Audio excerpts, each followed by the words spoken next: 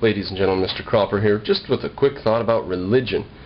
Again and again, listening to Christopher Hitchens' speeches, I hear people ask him, what about the idea that religion makes people feel better, even if it's not true? It does contribute to their quality of life, perhaps, and isn't that enough? Do we need more than that to say it makes their life better? What else do you need to believe in religion? And Christopher Hitchens has various answers.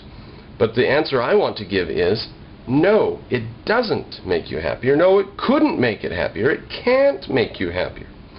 To believe things that divorce your mind from reality, which necessarily cuts off your self-esteem. Because your self-esteem is how effective you are in reality. Effective has to do with how honest you are and how long-term you are and how productive you are. That's your self-esteem. And if you believe things that are not connected to reality, and those are like the core of your essence and your personality and your self-esteem, that's going to divorce your self-esteem from reality, and that can't help you. It's how can you be happy if you don't have self-esteem? No. These people might say it makes them feel better, but that's because they've never felt good. They've never felt the relief and the joy of feeling like a rational human. The only thing they've ever felt is that they are a mindless, neurotic, sinful, worthless piece of crap that's never going to be able to figure anything out because everything's too complicated and their mind is so small. That's the only thing you can get from religion. Your mind's too small to understand. You don't know. You're not good enough to know. That's and odd that they hand this to you at the same time and in the same hand and with the same breath they say, you're special, the universe is made for you, God's got a plan for you, He's listening. If you happen to whisper something, He'll hear you. But, leave it to religious people to have a contradiction in their stuff.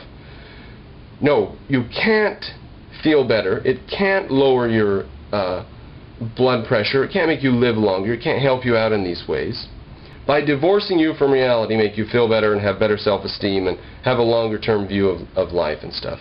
So when someone says, I go to church because it makes me feel good, I think the best response would be the same response you give to some neurotic person, some psychotic person who takes a razor and cuts themselves when they are stressed. And they say they do it to relieve something or feel better. So, there's some horns. And you have to say to them, you can't say, well, that's for you then. What you have to say is, look, you need to realize you're sick. Now this is what you say to the person who cuts themselves with razors. And the religious person. Look, you need to realize that you're sick.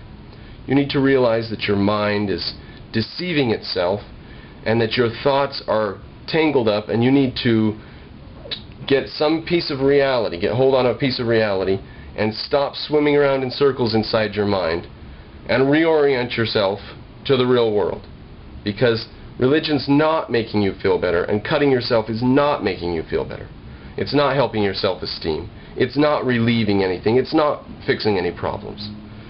This is what you have to say to these type of people. Religion sucks. And if you think it makes you feel better, that's how deluded you are.